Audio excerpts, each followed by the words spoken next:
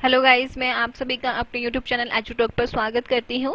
तो पिछली वीडियो में हमने सोलर सिस्टम एंड प्लैनेट्स के बारे में स्टडी किया था, तो आज हम उसी टॉपिक को कंटिन्यू करेंगे। तो सबसे पहला टॉपिक हमारा आता है अवर यूनिक प्लैनेट। ठीक है, तो हमारा सबसे यूनिक प्लैनेट कौन सा है? अर्थ है। ठीक है, तो अर्थ क्या है? Earth is a beautiful planet with the shades of blue, white and the green. अब देखिए, इसने क्या बोला है कि जो हमारा अर्थ है वो एक बहुत ही सुंदर प्लैनेट है जिसके अंदर blue, white and green colour की शेड आती है। कैसे शेड आती है? देखो, जब आप मतलब स्पेस से अर्थ की पिक्चर लेते हो, फोटोग्राफ लेते हो, तो आपको अर्थ ऐसा दिखेगा। ठीक है, इसके अंदर क्या है? हमारी ब्लू कलर है, ये हमारा व्हाइट कलर है एंड ये हमारा ग्रीन कलर है। ठीक है, जो ब्लू कलर है वो हमें किस चीज को रिप्रेजेंट करता है? वाटर को रिप्रेजेंट करता है। व्हाइट कलर किस चीज को रिप्रेजेंट करेगा? हमारे क्लाउड्स को रिप्रेजेंट करेगा। एंड जो ग्रीन कलर है वो किस चीज को रिप्रेजेंट करेगा? हमारे वेजिटेशन को रिप्रेजेंट करेगा। ठीक है गाइस, ये लिखा हुआ है यहाँ पर, the ocean and seas make the earth look blue when seen from the space. जब आप स्पेस से हमारी धरती को देखोगे तो आपको क्या दिखेगा? ये ब्लू कलर दिखता है। किसकी वजह से दिखता है? हमारे जो ओशन एंड जो सीज के अंदर वाटर है ना, उसकी वजह से हमें ये दिखता है। ठीक है guys, the white cloud represent the clouds and the green shows the vegetation. जो व्हाइट कलर है वो किस चीज को रिप्रेजेंट करता है? हमारे क्लाउड्स को रिप्रेजेंट कर रहा है। और जो ग्रीन कलर है वो हमारे वेजिटेशन को रिप्रेजेंट कर रहा है। 30% of our planet is covered by the land and 70% by the water. देखिए, जो हमारे 30% है वो हमारा लैंड ने कवर किया है एंड जो 70% हमारा जो एरिया है वो हमारा वाटर ने कवर किया है। ठीक है गाइस, आई थिंक आप सबको ये क्लियर हो गया होगा कि हमारा लैंड ने 30% कवर किया है एंड 70% हमारे अर्थ के ऊपर पानी है। The earth is surrounded by an atmosphere of the nitrogen, oxygen and the water vapor। देखिए, इसने क्या बोला है कि जो हमारा एटमॉस्फेयर है उसके अंदर हमारी तीनों चीजें होती है। तो नाइट्रोजन कितने परसेंट होती है? 78.8%। 78.08% हमारी नाइट्रोजन होती है। ऑक्सीजन कितनी होती है गाइस? 20.95% हमारी ऑक्सीजन होती है। ठीक है गाइस, वाटर वेपर्स कितनी होती है हमारी? 0 to 4% हमारी वाटर वेपर्स होती है एटमॉस्फेयर के अंदर। अब देखिए, जो हमारी वाटर वेपर्स होती है ये किस चीज के ऊपर डिपेंड करती है? देखिए, ये हमारे किस चीज पे, क्लाइमेट के ऊपर डिपेंड करेगी कि आप कौन से एरिया में रह रहे हो। ठीक है, वहां का एटमॉस्फेयर कैसा है उसके ऊपर हमारी वाटर वेपर्स डिपेंड करती है। Our planet is about 149,591,000 kilometre away from the sun. ठीक है गाइस, हमारा जो प्लेनेट है वो सन से इतने किलोमीटर दूर है। It takes 365 and 1/4 days to complete one revolution around the sun। देखिए, ये कैसे लेता है? जैसे हमारा ये क्या है? सन है। ठीक है, ये हमारी अर्थ है। तो ये क्या करती है? दो तरीके से घूमती है। एक तो क्या करती है? अपनी एक्सिस पे ऐसे घूमती रहती है। ठीक है, दूसरा क्या करती है? ये हमारे सन के चारों तरफ ऐसे चक्कर लगाती है। ठीक है, अब जब ये अपना कंप्लीट करती है, जो एक रिवोल्यूशन जब ये लगाएगी तो ये हमारा क्या करती है? 65 डेज एंड 6 आवर्स। 6 आवर्स, देखो ये, sorry, 65 days, 6 our and 6 minute 9 second something में कंप्लीट करती है। ठीक है, देखो, अब अगर नॉर्मली हमसे कोई भी पूछता है कि एक साल में कितने दिन होते हैं, तो हम क्या बताते हैं नॉर्मली? कि 365 दिन होते हैं। यही बताते हैं कि हमारे 365 डेज होते हैं। लेकिन हम क्या बोलते हैं कि हमारे लीप ईयर में कितने डेज होते हैं? 66 डेज होते हैं। लेकिन ये लीप ईयर बनता कैसे है? क्योंकि इसमें देखिए, हमारे एक चक्कर तो हमारा कितने देर में लगाते हैं? 365 दिन में 6 घंटे 6 मिनट 9 सेकंड में लगाते हैं। लेकिन ये 66 बनता कैसे है? देखिए, एक दिन, एक साल के लिए हम क्या करते हैं? 365 डेज होते हैं हमारे। ठीक है, जो हमारा 1 ईयर होता है उसमें कितने डेज होते हैं? 365 डेज होते हैं हमारे। ठीक है, तो हम मतलब हम लेते भी यही हैं, लेकिन हमारे जो ये लास्ट के जो 6 आवर बचते हैं, ठीक है, ये हम क्या करते हैं अपने अगले वाले साल में इसको कैलकुलेट करते हैं। ठीक है, तो अगले वाले साल में क्या होगा हमारा, ये मतलब कितने हो जाएंगे, 12 आवर हो जाएंगे। ऐसे ही अगर हम 4 साल तक देखते रहेंगे तो कितना हो जाएगा हमारा, 6 × 4 करेंगे तो हमारा क्या हो जाएगा, ये 24। ठीक है, तो 24 आवर क्या हो गया हमारा, एक दिन हो गया पूरा। ठीक है, तो हम क्या करेंगे अब, 65 डेज में ये एक दिन और जोड़ देंगे तो कितना दिन हो गया हमारा, 66। ठीक है, ये समझ में आया आपको कि लीप ईयर कैसे बनता है हमारा, इनका जो 6-6 घंटे बचता है हमारा 4 साल का, हम उसको एक साल में जोड़ देते हैं। ठीक है, तो 24 आवर को हमने इसके अंदर ऐड कर दिया तो हमारा कितना बन जाएगा, ये 66 डेज बन जाएगा। ठीक है, तो इसीलिए हमारे लीप ईयर में 366 डेज होते हैं। It complete one rotation in the 24 hour. देखिए रोटेशन कैसे कंप्लीट करता है, देखिए जैसे हमारा ये अर्थ है तो जब ये अपनी ही एक्सिस पे ऐसे रिवोल्व करता है, घूमता है, ठीक है, तो उसको हम क्या बोलते हैं, रोटेशन बोलते हैं। ठीक है, तो ये क्या करता है 24 आवर में अपनी एक रोटेशन कंप्लीट करता है, जिससे हमारे दिन और रात बनते हैं। आई थिंक सो आपको ये सब क्लियर हो गया होगा। देखिए हमारा नेक्स्ट क्या आता है, अब क्या बात आती है टेम्परेचर की, कि अर्थ पे टेम्परेचर कितना होता है। तो जो अर्थ का जो टेम्परेचर होता है वो होता है हमारा -85 डिग्री से लेके, मतलब जो मिनिमम टेम्परेचर होगा वो हमारा कितना होगा, -85 डिग्री होगा। एंड मैक्सिमम हमारा कितना टेम्परेचर है अर्थ के ऊपर, 65 डिग्री टेम्परेचर है। ठीक है गाइस, 65 डिग्री सेल्सियस में आता है ये हमारा। ठीक है, तो देखो ना तो ये ज्यादा ठंडा है और ना ही ये ज्यादा गर्म है। ठीक है, अब एक चीज और आती है गाइस कि हमारी जो अर्थ है, अर्थ की जो ये शीप है, देखिए ये हमारा जैसे नॉर्थ पोल है, ठीक है, जैसे ये हमारा यहाँ पे साउथ पोल है, ये नॉर्थ हो गया, ये साउथ हो गया। यहाँ से जो हमारी अर्थ की शेप है वो थोड़ी फ्लैटन टाइप की है, ठीक है, थोड़ी फ्लैट टाइप की है, इसीलिए हम इसको जियोइड भी बोलते हैं। हमारा अगला टॉपिक है सैटेलाइट एंड द मून।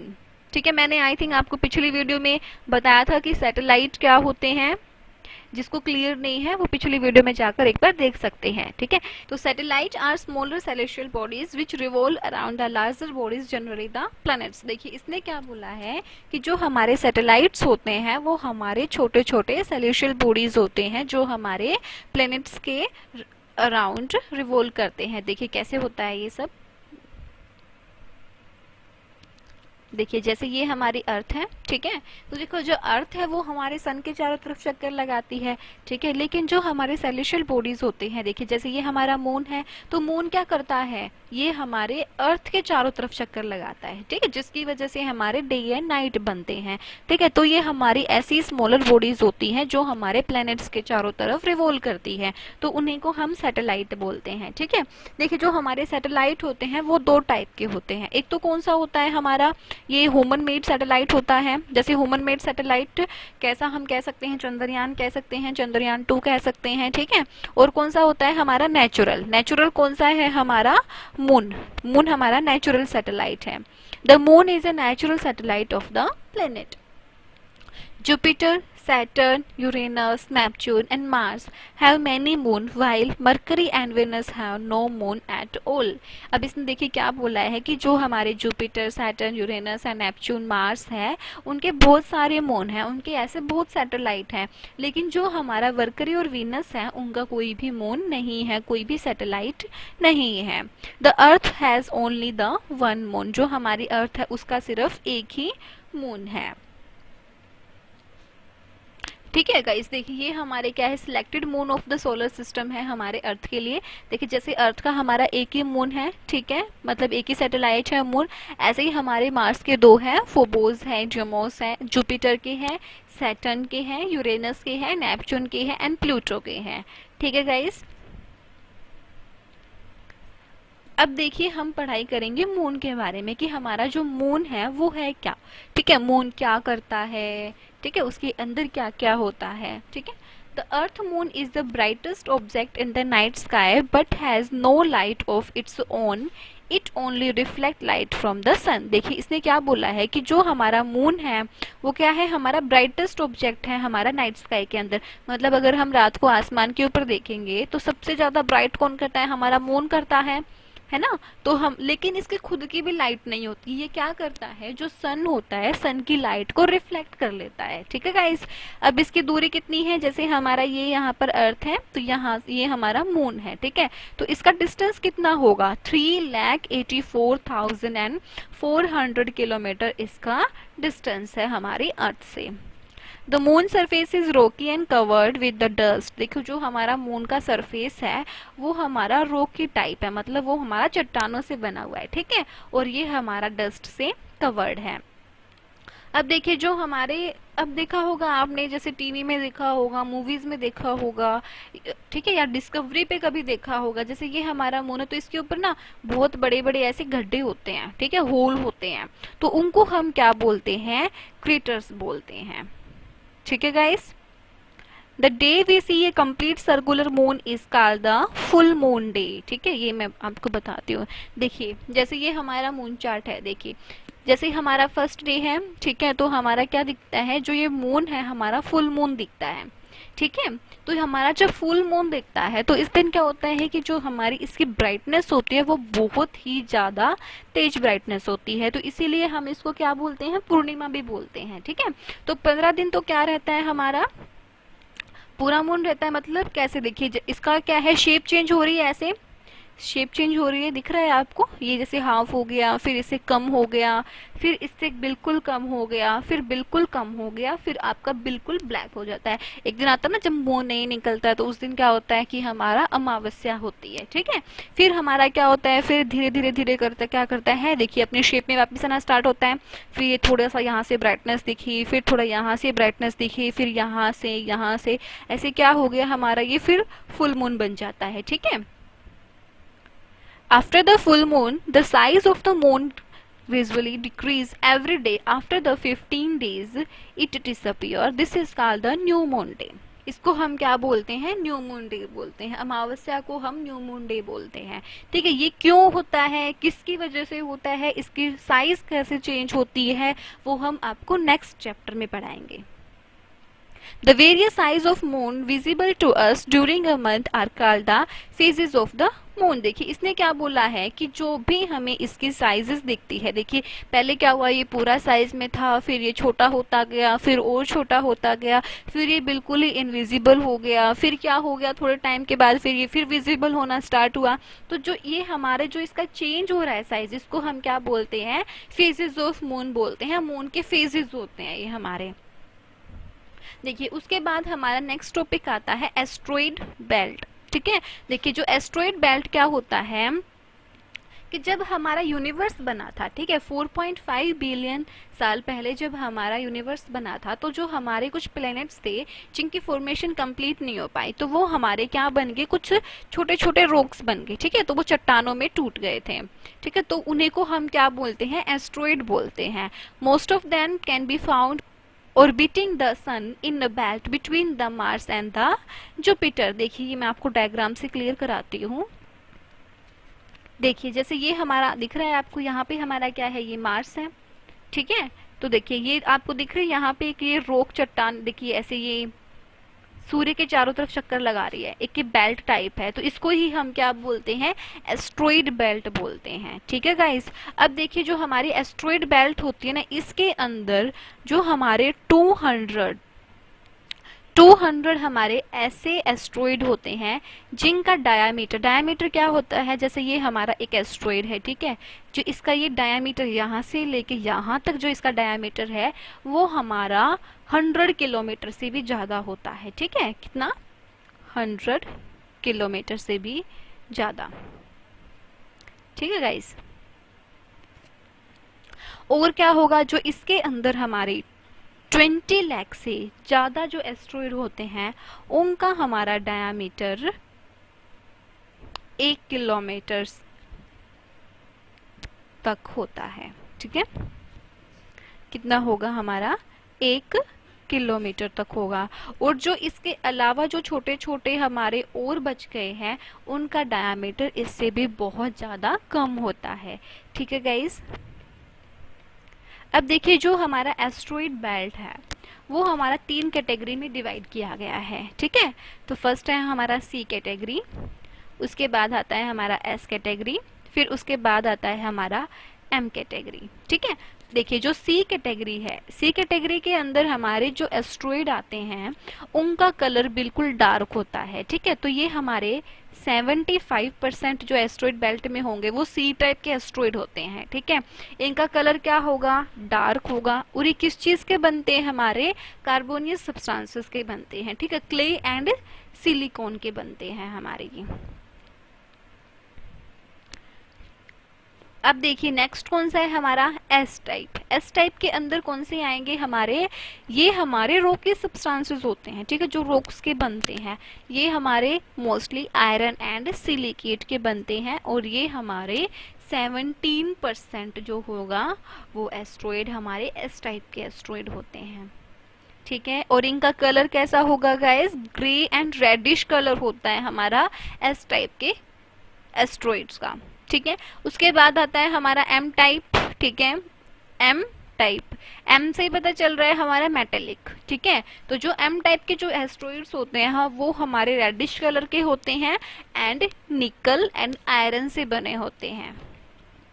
ठीक है, अब देखिए जो हमारा एस्ट्रॉइड होता है सबसे पहले 1801 में डिस्कवर हुआ था। ठीक है गाइस, अब देखिए आपने न्यूज़ पढ़ी होंगी कि एस्ट्रॉइड धरती पे गिर जाते हैं। तो सबसे पहले नहीं, जो लास्ट टाइम जो हमारा एस्ट्रॉइड धरती पे गिरा था वो कब गिरा था, 15 Feb 2013 को। ठीक है, 15 Feb 2013 को। कहाँ पर गिरा था ये, आपने सुना होगा रशिया के अंदर गिरा था ये, जिसमें 1200 से ज्यादा लोग घायल हो गए थे लेकिन किसी की डेथ नहीं हुई थी। ठीक है, देखिए ये हमारा ऐसे एस्ट्रॉइड होते हैं, ये ऐसे चट्टाने होते। तो हमारा नेक्स्ट टॉपिक आता है मीटियोर्स एंड द मीटियोर्स। देखिए जो हमारा मीटियोर्स होते हैं वो क्या होते हैं, tiny pieces of the metal और the rocks which come into the existence when the asteroid break up. देखिए ये हमारे एक एस्ट्रॉइड का ही पार्ट होते हैं। ठीक है, तो जो हमारे एस्ट्रॉइड होते हैं जो वो टूटते हैं तो क्या बनाते हैं, मीटियोर्स बनाते हैं। ठीक है, ये हमारे बहुत ही ज्यादा छोटे छोटे मेटल और रॉक्स के पार्ट होते हैं। ठीक है, किसके होते हैं, मेटल के और रॉक्स के। ठीक है, when these objects fall on the earth surface they are called the meteorites। देखिए अब मैं इसको बताती हूँ आपको। देखिए हमारे जो अर्थ है, ठीक है, जैसे ये हमारा अर्थ है, तो जो हमारा अर्थ का सरफेस होता है ना, जो अर्थ के एटमॉस्फेयर होता है उसके कुछ लेयर होती है। ठीक है, तो जो हमारे ये मेटेरोइड्स होते हैं ये हर दिन लाखों की संख्या में हमारे अर्थ के अंदर आते हैं। ठीक है, लेकिन ये हमारे धरती तक पहुंचने से पहले, मतलब हमारे सरफेस से पहुंचने से पहले खत्म हो जाते हैं। तो ये कहाँ पर विजिबल होते हैं हमारे, देखिए यहाँ पर हमारा एक मेसोस्फीयर नाम का क्या होता है, लेयर होती है। ठीक है, तो मेसोस्फीयर में क्या होगा, ऐसे हमारे बहुत सारे मेटेरियल्स हम देख सकते हैं। ठीक है, मेटेरियल्स को देख सकते हैं। तो वहां पर देखिए जो हमारा मेटेरियल्स, ये अभी जो मेसोस्फीयर है ये कहाँ होगा, हमारा 76 किलोमीटर से लेकर 120 किलोमीटर तक हमारा अर्थ सरफेस से, ठीक है, हमारा मेसोस्फीयर आता है। तो हम जो ये मेटेरियल्स है मेसोस्फीयर के अंदर देख सकते हैं, ये हमारे सिर्फ यहीं पर विजिबल होते हैं। ठीक है, तो जो मोस्टली हमारे मेटेरियल्स होंगे वो तो क्या होते हैं, इसके अंदर आने के बाद खत्म हो जाते हैं। ठीक है, अपने आप खत्म हो जाएंगे क्योंकि वो लाखों की संख्या में होते हैं।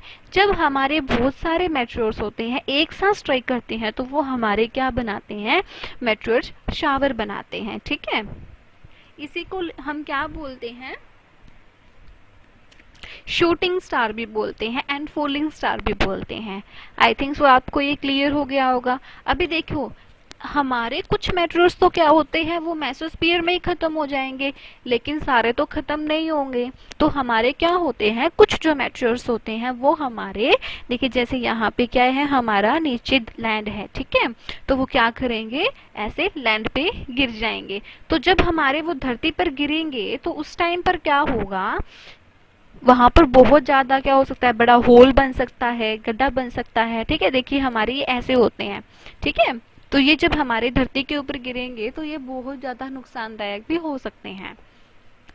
देखो अगला हमारा क्या आता है, कॉमेट्स आता है। अब हमारे कॉमेट्स क्या होते हैं, you might have heard about और seen a comet with a shining tail flashing through the night sky. अभी आपने देखा होगा, देखिए ये हमारे कॉमेट्स होते हैं, ठीक है। अब देखिए ये क्या करते हैं, ये भी सूर्य के चारों तरफ चक्कर लगाते हैं, लेकिन ये किससे बने होते हैं, आइस से बने होते हैं, ठीक है। तो हमारे देखिए जब ये सूर्य के बिल्कुल नजदीक चले जाते हैं तो ये बहुत ज्यादा ब्राइट होने लग जाते हैं, मतलब ये बहुत ज्यादा ब्राइटनेस शो कराते हैं, ठीक है। और क्या होगा, इसके अंदर हमारा क्या होता है, डस्ट बहुत ज्यादा होती है, डस्ट और स्नो होती है, ठीक है। तो इसीलिए हम क्या बोलते हैं, इसको डर्टी स्नोबॉल भी बोलते हैं, ठीक है गाइस। देखिए comets are small icy bodies that revolve around the sun. ये भी क्या करते हैं, हमारे सन के चारों तरफ चक्कर लगाते हैं, ठीक है। देखिए जैसे हमारा ये सन है, जैसे जैसे ये नजदीक आते जाएंगे ये बहुत ज्यादा ब्राइट होने लग जाएंगे, ठीक है। लेकिन जैसे जैसे ये दूर जाएंगे तो ये क्या होगी, इसकी जो ब्राइटनेस होगी वो क्या होगी, कम हो जाएगी। देख लो with the light of the sun as they come close it, जैसे जैसे वो नजदीक आएंगे वो बहुत ज्यादा ग्लो करना स्टार्ट कर देंगे। The Halley's Comet is seen once in the 76th year. It was last seen in the 1986. देखिए इसने क्या बोला है, जो हमारा हेलिस कॉमेट था ये हमारा लास्टली 1986 में देखा गया था, ठीक है। ये 76 मतलब 76 साल में एक बार देखा जाता है, ठीक है। जब ये क्या करता है, सन के बहुत ज्यादा क्लोज आ जाता है, ठीक है। तो ये बहुत ज्यादा शाइन करता है उस टाइम पर, ठीक है। आज के लिए इतना ही गाइस, आप इसकी पिछली वीडियोस देखने के लिए डिस्क्रिप्शन में देख सकते हैं, ठीक है।